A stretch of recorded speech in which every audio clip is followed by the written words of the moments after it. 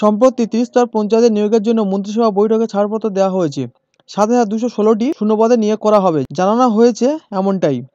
জানা গিয়েছে খুব শীঘ্রই চাকরি সংক্রান্ত জারি করা হবে।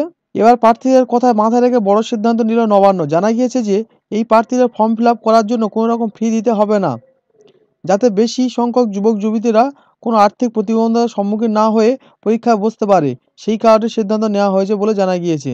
কোন কোন পদে নিয়োগ করা হবে? জানা গিয়েছে একাধিক পদে নিয়োগ করা হচ্ছে। এই পদগুলি হলো গ্রাম পঞ্চায়েত কর্মী, পঞ্চায়েত সেক্রেটারি এবং নির্মাণ সহায়ক। পাশাপাশি আরও একাধিক পদে নিয়োগ করা হবে।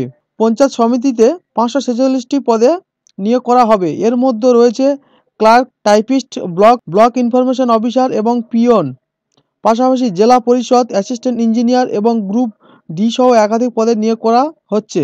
মাধ্যমিক পাস থেকে শুরু করে যারা ইঞ্জিনিয়ার তাদের সকলেরই আবেদন করতে পারবেন। সাধারণত এই ধরনের চাকরির ক্ষেত্রে 300 থেকে শুরু করে 500 টাকা ফি নেওয়া হয়ে থাকে, কিন্তু কোনোভাবেই যাতে এক্ষেত্রে আর্থিক সমস্যার কোনো মেধাবী কাছে পরীক্ষা দেওয়ার ক্ষেত্রে বাধার কারণ না দাঁড়ায়, সেই কারণে এই পদক্ষেপ বলে জানানো হচ্ছে। কোন কোন ধাপে পরীক্ষা? প্রাথমিকভাবে জানানো হয়েছে 2টি ধাপে নিয়োগ প্রক্রিয়া সম্পূর্ণ করা হবে। এক্ষেত্রে থাকছে লিখিত পরীক্ষা এবং সঙ্গে থাকছে একটি কম্পিউটার টেস্ট। ডিএলএসসিসির দায়িত্বে থাকবে প্রশ্নের তৈরি এবং ওয়েমার শিট তৈরি। লাখ লাখ পরীক্ষার্থী এই পদগুলির জন্য আবেদন করবেন বলে মনে করা হচ্ছে। ফলে পরীক্ষা নেওয়ার জন্য রাজ্যের কোটি কোটি টাকা খরচ হবে। নিয়োগ প্রক্রিয়া সম্পূর্ণ করার জন্য একটি নিয়োগ পোর্টাল তৈরি করা হয়েছে রাজ্যের তরফে। বিজ্ঞপ্তি জারি হওয়ার পর সংশ্লিষ্ট পোর্টালে গিয়ে করা যাবে আবেদন। সেখানে তাদের অ্যাডমিট কার্ড ডাউনলোড করতে পারবেন। সাম্প্রতিক নিয়োগ অস্বচ্ছতা নিয়ে একাধিক প্রশ্ন উঠেছিল।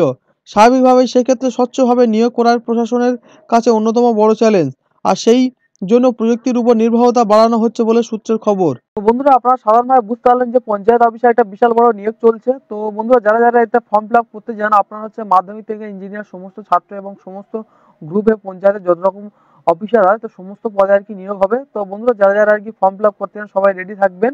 তো বন্ধুরা, এই ইনফরমেশন জেনে আপনাদের কেমন লাগলো সেটি হচ্ছে কমেন্ট করে জানাবেন, এবং যখন থেকে ফর্ম ফিল আপ হবে, তো ফর্ম ফিল আপ যখন থেকে হবে কীভাবে ফর্ম ফিল আপ করতে হবে স্টেপ বাই স্টেপ আপনাদেরকে দেখিয়ে দেবো। তো বন্ধুরা, তার জন্য আপনারা আমার এই চ্যানেলটিকে সাবস্ক্রাইব করে দেবেন।